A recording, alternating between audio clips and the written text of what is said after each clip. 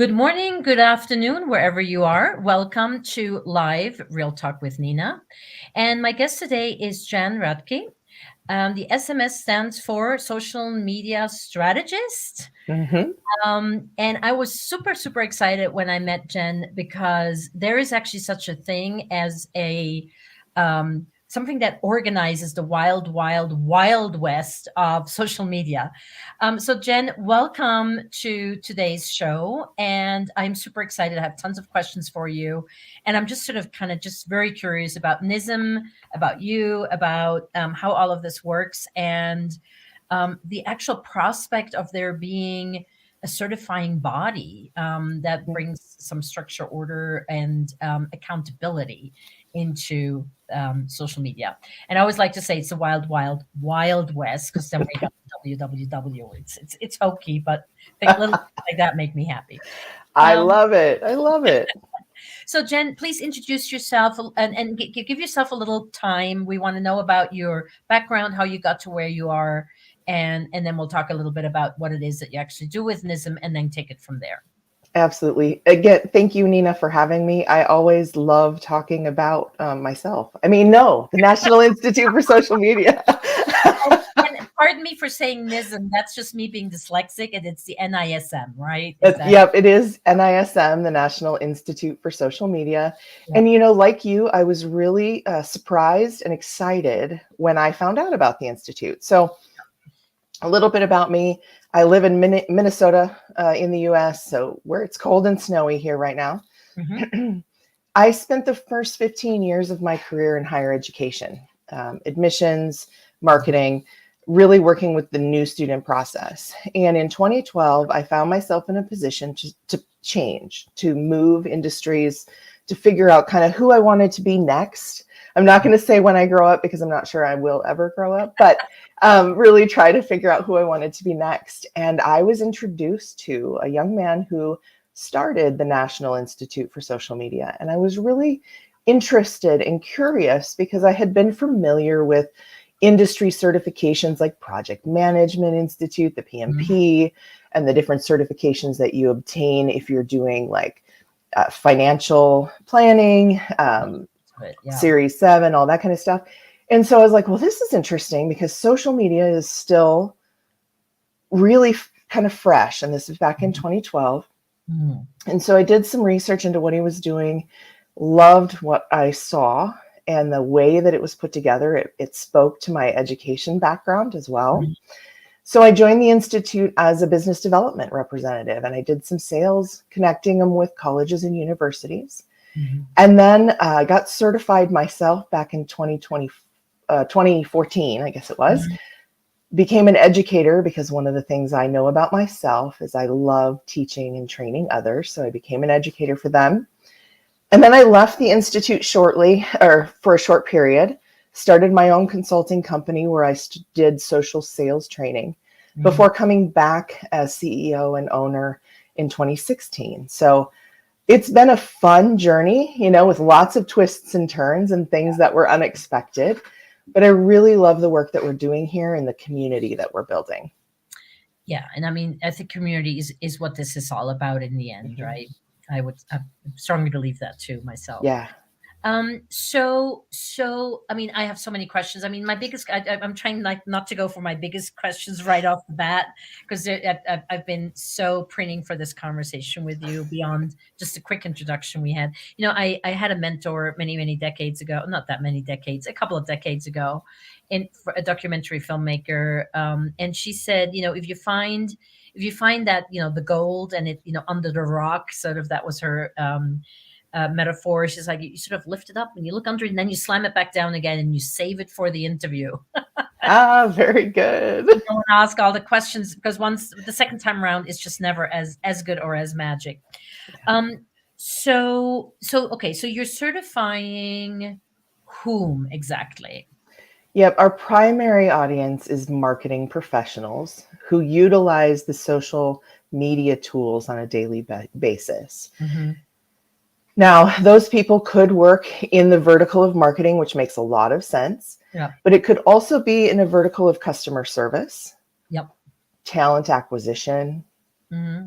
maybe brand reputation management. So they could be in different verticals within your organization. That doesn't have to be marketing, but it's the folks that are really utilizing social media tools to connect with and create results.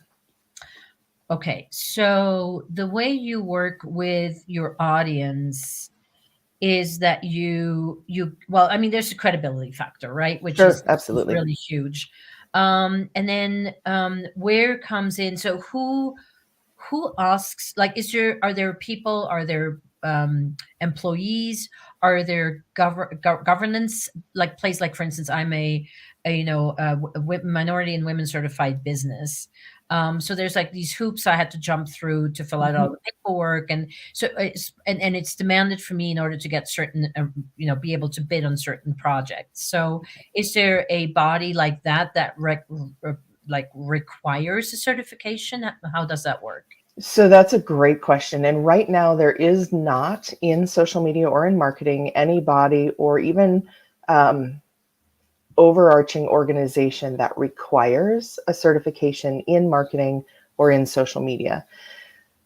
We believe that in order to help employers hire the right people, a certification can definitely help, right? It differentiates you.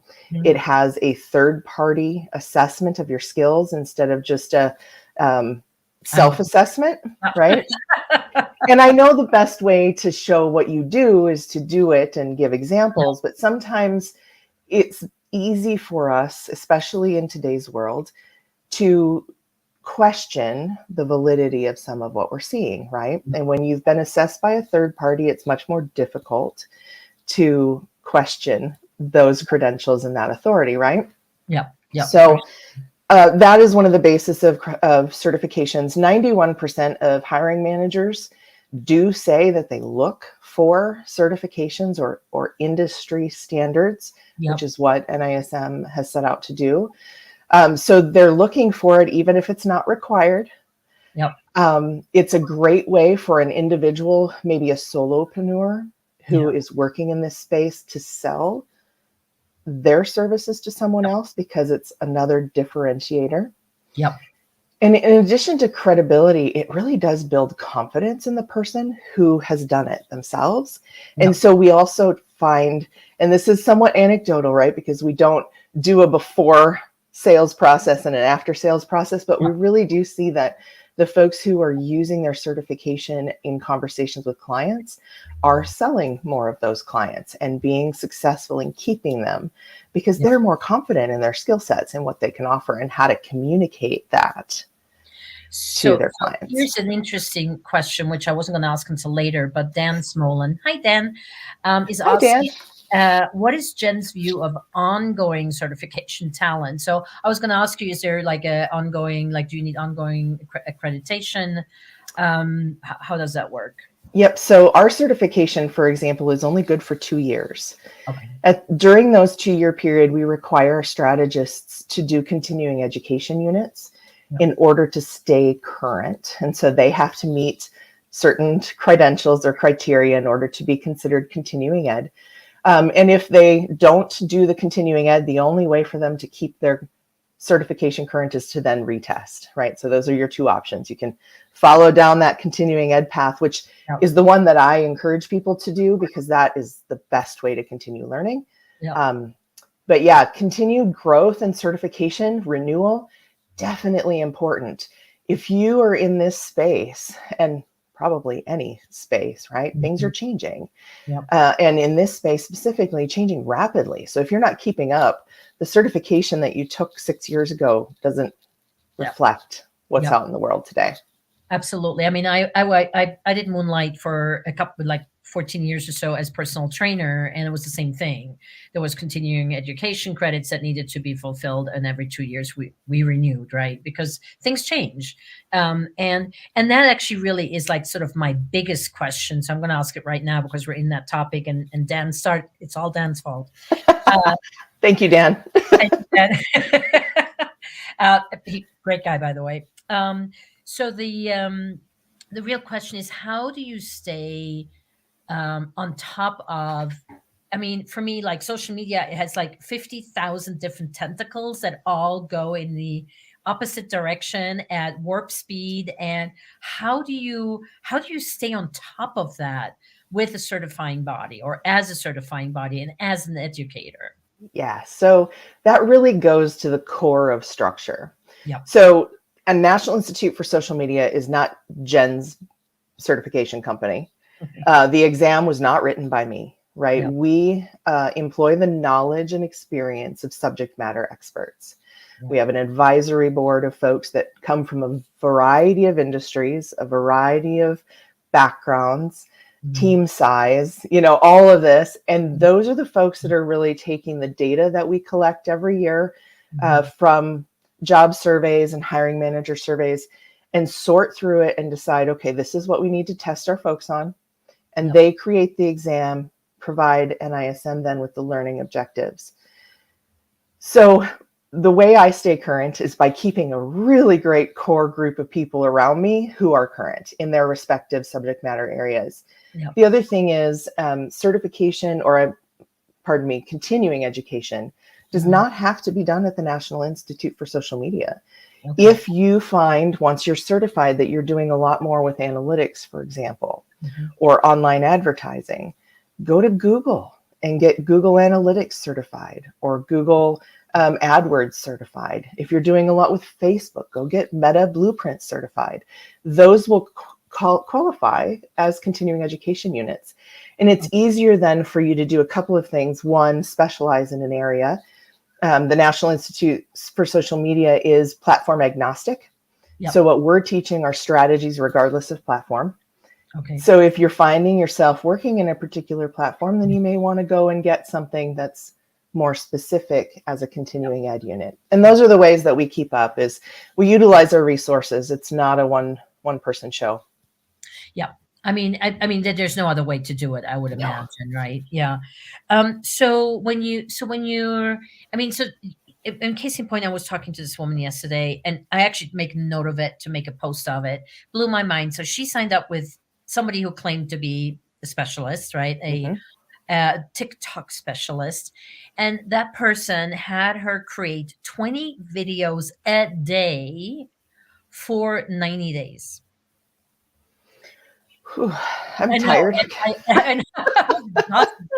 And I mean, she's just this woman who told me this is a very attractive younger woman, and she did it with the help of this other person. But I'm like, it is a wild, wild west out there. I mean, and the thing is, there's no checks and balances. I mean, I go out and I say I'm a video expert. Now, I can show 30 years of working in the film industry, so I'm assuming that people will kind of take me at my word when I say I know how to create video, but I'm also calling myself a LinkedIn expert. I'm just saying that I could be, never been on LinkedIn or bought my LinkedIn profile and somebody set it up for me and gave me my 7,000 followers. Who knows? But, they could all be bots for all we care. So it's just, there's no, there's no checks and balances, I feel. So where do people start with, like, how much knowledge do you have, and what is your focus with your certification for people to kind of get into that? Yeah, so I'm going to answer that, but I wanted to mention something real quick because you brought up a good point. There's all these people claiming all these things, and it's really hard to identify what's out there. Yeah. And people have said that to me when we're having conversations about the social media strategist certification and the National Institute. They're like, well, what allows you and your advisory board to become, industry experts? Yep. There are bodies of knowledge that you can subscribe to and work through process, procedures, requirements. So one of the things that we're really proud of is that we don't just do this in a bubble.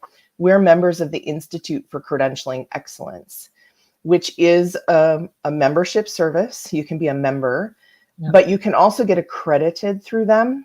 We have not done that yet, but it is in our future path, right? You have to hit all these little things before you can do that. Yeah. But what we've done is adopted their requirements for putting together a solid exam the psychometrics, the numbers all match up so that we're not trying to trick people in our questions. And, we're doing things in a way that another person, another body or accrediting body feels is valuable. Yeah. So looking for some of those things that are backing up the training that you're getting or backing up the certification is important as well. To your question about, who gets started and when, and what do we kind of focus on? Yeah. So the certification that we have in-house right now is called Social Media Strategist. It is just that. It's a strategy exam. It is not a tactical exam. So we're not quizzing people on, what button do you push to go live on LinkedIn, right? Change by the time you're done with the video about that. Yes, been there, exactly. Yeah, it's so much more about identifying why you should be on certain platforms and how you should be there. Yeah. So the person that comes to us typically has at least 3 to 4 years of experience. They've gotten some background, perhaps in content creation, social media management. They're posting and familiar with those types of things and looking to move up, maybe into a team lead or a director role, and really taking more of a focus on the why. Why do we do what we're doing, which is that strategy piece. We test people on 6 different content domains. Yep, that was my next question. Very good. I figured it just flows, so I'll just go for it. Keep talking. So the first one is on strategic planning, and this really is about identifying the goals, right? So many people that I have talked to over the last 10 years tell me, oh, I'm on Facebook because everybody's on Facebook. That's a great reason to be on Facebook. Yes, it's a good reason if everybody includes your audience, right? If your audience isn't on Facebook, then maybe Facebook's not the right place to be. So how about we think first through who are we trying to reach? Where do they spend their time? How do they want to talk with us? Right? That kind of stuff. We also need to look at our brand and say, what's the persona that we want to have, right? NISM is very educational. Makes sense, right? Informative and educational. We are not all about entertainment. Do we crack jokes on our social once in a while? Yes, we do, but they're kind of more punny, because they fit in the marketing space. But so strategy is a big important one, and strategic planning is an important one. Then we go into something also very important, which is compliance and governance, where we talk about things like copyright and trademark, Creative Commons, GDPR, things that are important to know in your role when you're working with digital media. Third, we're going to look at things like marketing and communications. And this is going to talk a little bit more about content, what's appealing, what are the different formats of content, how can you utilize them cross internal, external, traditional, digital, like what does that all look like?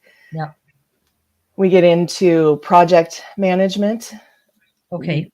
You mentioned earlier, Nina, that, you can't do it all. It's almost impossible for us to all do everything, So when do you need to bring in a vendor that does the video or the editing or the scripting? And how do you manage a project to make sure it gets completed in time? Number 5 is online community management. Yay, you have a community. I mean, you referenced your 7,000 connections here on LinkedIn. I'm right behind you with about 6,800. How do we manage them, right? How do we keep them interested and engaged? If there's a crisis, how do we respond? Yes. So PR, so it goes into PR, and it does touch on PR, absolutely, because we're utilizing social in all those different aspects. And then last, but certainly not least, I would say it's probably sprinkled through all of the others, is research and analysis. Oh, wow. Okay. So research in terms of what are others doing, an analysis, or more in terms of what content is selling, or a little bit of everything? It's a little bit of everything. So we do social media audits and teach people about the process of auditing, not only your competition, but yourself and what's working. But more importantly, in the tools that we're using, the social media tools that we're using, provide a vast variety Mm-hmm. of breadth and depth of information about our audience. Mm-hmm. Who are they? What do they like? What do they dislike? How are Mm-hmm. they engaging with your content, right? Like, where do they live? All this stuff, right? What's important to them? How are we using that information to make sure we're giving them what they need and what they Yep. want? Yep. Well, what they want and what they need, Can be different. very different things.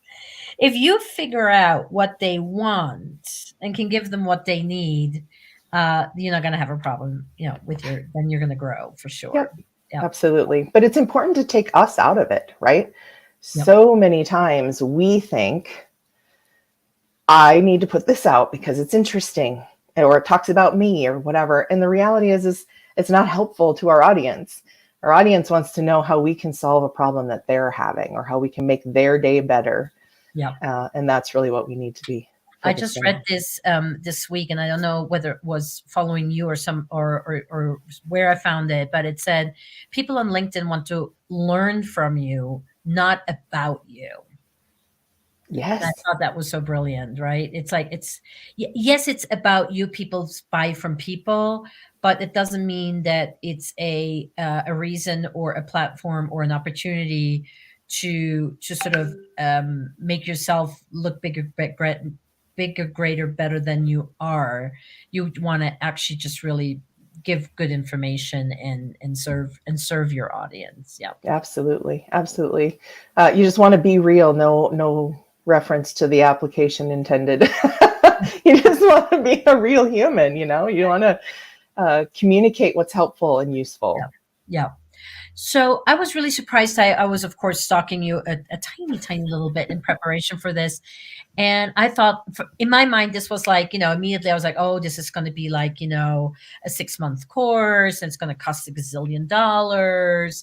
And so I just quickly want to detour, although I normally don't do this here, but I really think that this is it's very attainable what you offer if you are somebody who's already in that space, working with social media regularly and has sort of an overall strategic understanding and appreciation for how social media works. So just briefly, what time commitment, I mean, I'm sure it's different for everybody, of course, but so there's an exam and there's a handbook and etc. So if you could just dive into that for a hot second. Yeah, absolutely. So everybody does prepare differently and comes to us with different levels of experience. So on the website, you can download a free candidate handbook, which will outline, I think it starts on page 13. So get through all the exam nitty gritty and who wrote it and whatever, and get down to page 13 where it starts to talk about the different content domains and what types of things are covered. If you're reading through that and you've got years of experience and you're like, yep, I feel good about all of these things, you can sit for the exam without any required preparation. So the exam itself is a 165 question, multiple choice exam. It is proctored, but it is proctored remotely. So as long as you have a computer with a microphone and a camera, you're good to go. And it's $395. So not super expensive, but it's not something you just go, here's a 20 and call it good. Let me do it. Yeah. Yeah. For those folks who want to prepare, and most do, because there is a little anxiety around taking exams. Some of us, especially if we've been in. Right. And we want to learn something. I mean, for me, it's like, I want to learn something that I didn't know before. Right. Yeah. Yep, absolutely. So we do have, and I should have had it out right away, but let me grab it real quick. Yep. Go for it. We do have a textbook. It's an actual textbook and it's thick. But it covers each of the content domains. We typically say if you're going to prepare, spend 1 week per content domain on average. Read the textbook. It's an easy read. If there are concepts in it that are new to you, use that Google friend of ours and dive a little deeper, right? Do a little more research, because the exam is not word for word out of your book, right? You have to have some thought process and problem solving involved in that. But we have some study options. The textbook is one. We've got some practice exams. If you're really new or really nervous, we even have educators who can assist. And one of our programs includes tutoring hours with them. So There's lots of different resources depending on how you learn and what you're coming into the situation with. Yeah, yeah. No, I mean, for me, I mean, I'm like, and we were just saying this before we started the show. It's sort of that woman thing, right? I think it's so funny when I work with, I work a lot with coaches and consultants, and it's more the women than the men that have like 50 abbreviations that no one knows what they stand for after their names. And it's just sort of that I think that safety blanket that we often want or need or think we need to make ourselves feel a little better. I mean, just look at the comment section we got going here, right? It kind of well, on one case at least, proves my point. And I never know what the abbreviations. If it's not like an Esquire or a Dr. Med, I have no clue. It does allow us to dive a little deeper. I think you're right. And I love the comments, by the way. Hi, Heather. Good to see you. Heather is studying currently. I love it. Kim, and there was another LinkedIn member who said certifications show you're interested and engaged with innovation and developments in your field. Yep. Totally agree. Yep. And I think as women, like to your point, Nina, we feel that more than others do. Yep. Some of it might have something to do with this stupid imposter syndrome. Yeah. Where we feel like we need to prove to others that we know what we know. But, we have a lot of men at the National Institute for Social Media who have gotten certified too, because they realize exactly what that LinkedIn user has said, is that it's important for them to stay atop the field, to be seen not only as an innovator or be, at the forefront of what's happening and changing, but to show the world that you're doing that, because it's becoming much more difficult to get the jobs we want or the promotions we want without it. Yeah. And I think like and I also think, if we're talking about, like, my audience is more on the solopreneur side, coaches, consultants, authors, speakers. And, like I'm a filmmaker. I'm not going to write a book. Well, maybe I will write a book, but then it would be a illustrated book. It would not be a book. But so yes, I have a feature documentary to my name. I have 30 years of experience in the film industry, but there's still the idea of where can I put people who are thinking about working with me over the 50,000 other video marketers out there. I mean, I think I clearly do distinguish myself from the others. And I think a certification is definitely also something that then gives you sort of that stamp of approval. And I think especially on the chapter of compliance and government, I think that is something where, or I mean, even you don't have a chapter on ethics, right? It's included in our compliance and governance, where we talk about, black hat marketing and just ethical marketing in general. It's concluded in there. Yep. I think and that goes back to that, that woman I talked to yesterday who created 20. I mean, granted, there were reels, but still, it's 20 freaking videos a day for 90 days. I'm like, who thought that was a good idea? And I said to her, I said, okay, so this was for TikTok. And I said, so how was the experience? She said, well, I got a lot of followers. I trended a couple of times. And I'm like, and how many clients did you sign? And she said, none. And I'm like, there's your answer right there, right? So that is really where I think it's sort of doing the cool thing to do the cool thing. And that is what I think is part and parcel of the wild, wild west with 3 W's out there, right? Yep. I see a lot of people who say, well, this worked for me. And so now I'm going to sell what worked for me to everyone else. And if you're in a different industry, if you're, so I think about industries that are heavily regulated. And I don't know what they all are over in Europe right now, but I think specifically here in the US, the ones that I think about are the financial segments. Of course. Yeah. You can't go out and make certain promises about mortgage interest rates, for example, on social media. You can't talk on social as a lender about how the government or feds are going to change certain things. You can share information that's widely available, but nothing very specific. You're not allowed to give some of those details. And so if giving details and a do-it-yourself attitude worked really well for a chef cooking, selling their cookbook, that's great, but it may not transfer over to a new audience or to a new industry. And so we need to be mindful of that process. And I get really skeptical of anybody who says, let me show you how to make 6 figures in 6 months. I know.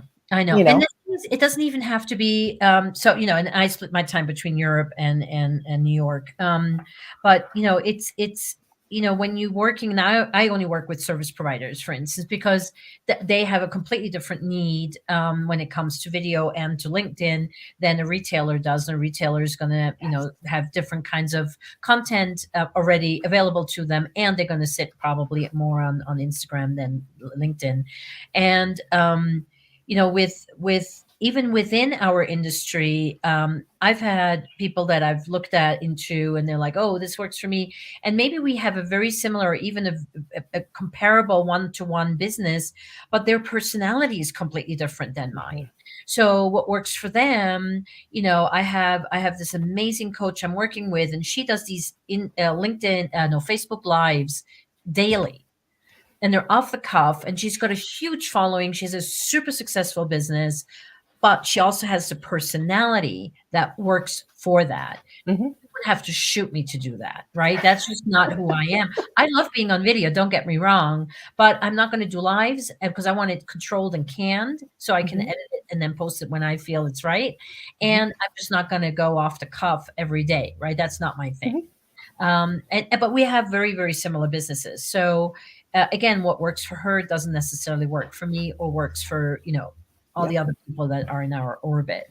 Well, and you might have similar businesses or even similar products and services, but you might have different audiences. Yeah. I use real estate as an example, right? Yeah. The real estate agent not killing it anywhere is the one who just simply says, I'll help anyone, right? Yeah. But once you start to talk to those who are successful, they have an audience in mind, right? First-time home buyers or empty nesters, selling the same thing, doing the same thing, but for totally different audiences. Yeah. And therefore their platforms might be different. The way they put their content together might be different. The language they use could very well be different. Yeah. So. Yeah, totally agree. And I mean, I guess that's one of the reasons why your first chapter is on that content strategy and being clear on who your audience is.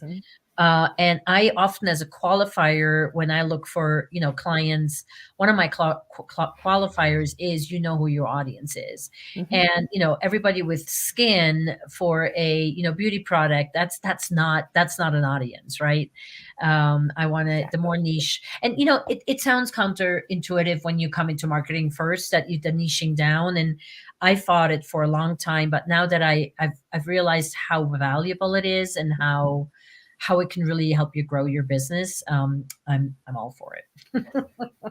It doesn't help you to create content that falls on deaf ears, right?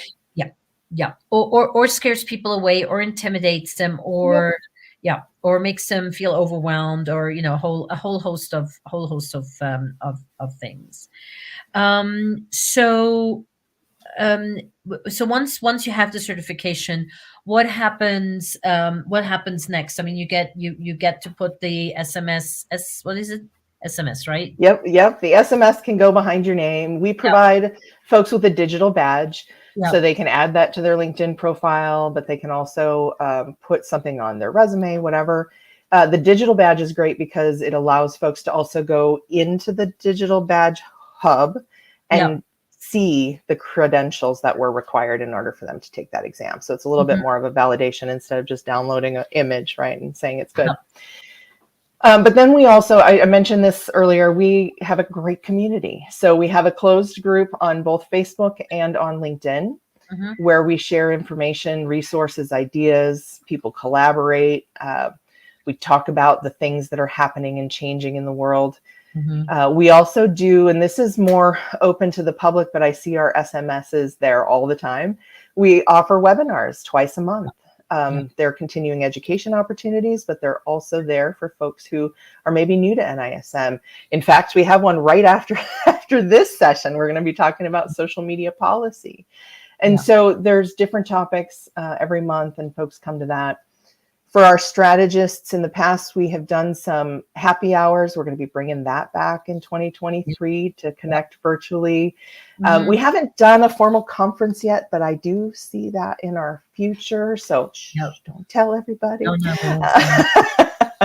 But it's just a really great, place for folks to connect, share their struggles, their successes, learn from other people, and really build and grow. And I know that we've had lots of strategists who connect together with others and collaborate. It's really fun to watch. It's actually one of the things that gives me the most excitement in the work that I do. So and so then how many are there out there that are currently certified with the National Institute of Social Media? That's good. There's just under 200 or so certified. We are still small in some scales.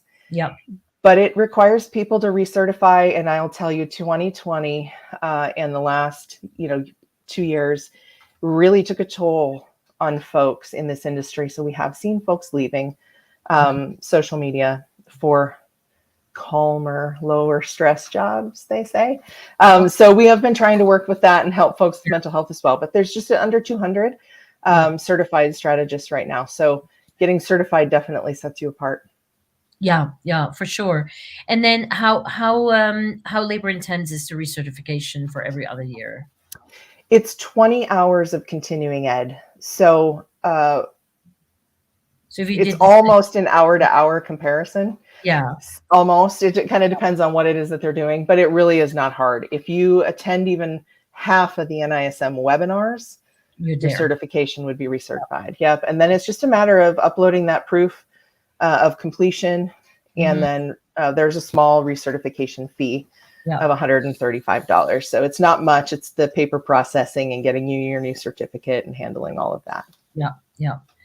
And so where do you go? What is your social media strategy to get more people into your institute and into certifying?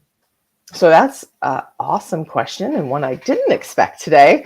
But we're out on social in a couple of different areas. We are not everywhere. And I've actually, through the years, been questioned about that. And the reality is, even my team has a bandwidth. And so we go where the majority of our folks are.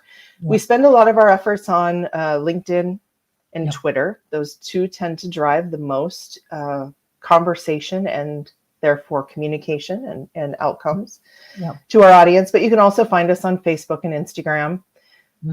We're present on some others, but not as active. I mean, I was, when I when I was setting this up, I was like, oh no, I need to I need to plaster this everywhere because, this is the National Institute for Social Media.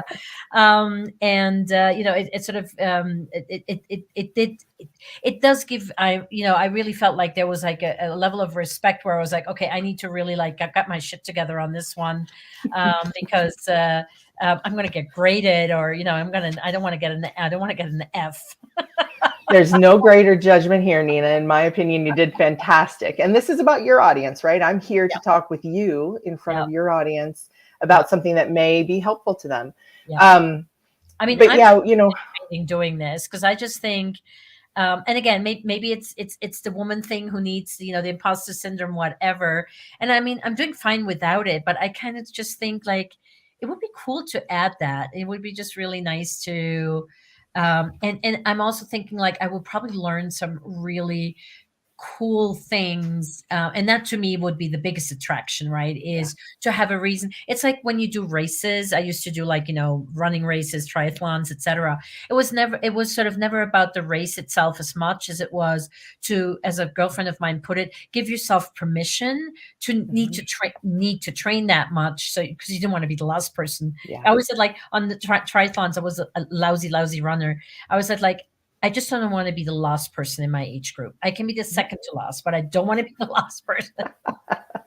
Well, and you brought up a good point too. It may not necessarily need it in your business, but the little bit you and I have talked, you are bringing your expertise, your video expertise, and years of experience into the social side of how we communicate, and sharing with your clients how to better utilize that, and social being one of those tools that allows you to do it. So absolutely, I think it sounds like a great opportunity for you to kind of bridge that gap and go from, a formal video to more digital marketing. I see that a ton with folks who have like traditional marketing experience, print media and things of that nature. They need to close the gap, even though they've maybe been utilizing digital tools now for 10 plus years.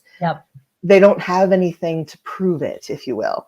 And it's helpful to prove it. Even I'm on the cusp of taking a couple of additional certifications that I don't necessarily need to continue to do what I'm doing, but I want to stay current and I want to learn more things. When I did the NISM certification, I found that some of the strategies were not new to me.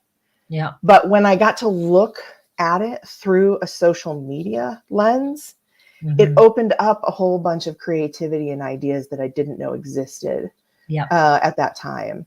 And so it's always great to learn new things. Yeah, I totally agree with you. And I think being a lifelong learner is the way how we stay relevant. And I have, I'm a boomer cusp, Gen Xer, and I have quite a few friends who kind of just sort of threw up their hands in the air and said, like, screw the internet, screw the computers, like, and they're all people that never survived or thrived in business and are struggling majorly. And I'm like, I'll stop learning once I maybe hit 90, because then maybe it's not that relevant anymore. But until then, here I come. So absolutely. No, important, really, really important. Maybe I can try and find myself some girlfriends to do it together with. That would be fun. There you go. That sounds awesome. Yeah. Excellent. Jen, was there anything that I should have talked to you about, asked you that I did not? We covered a lot of great things. The biggest kind of takeaway, I guess, that I want to leave is that I am absolutely accessible. So if people have questions about the National Institute for Social Media, the certification, please, feel free to reach out to me. You can go to our website. You can come find me on social.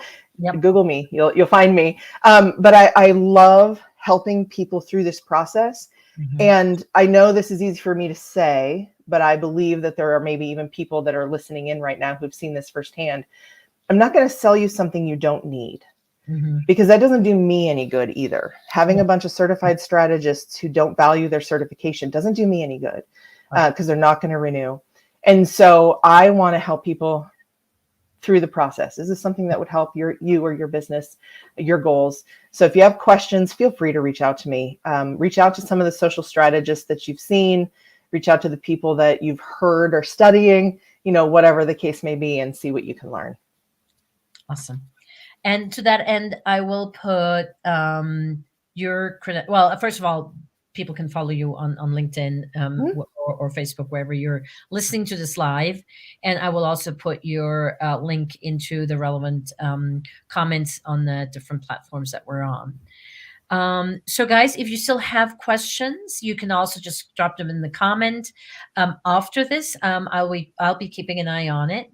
And thank you for joining us. Thank you for listening. And we will meet again same time in a month with a new fabulous guest.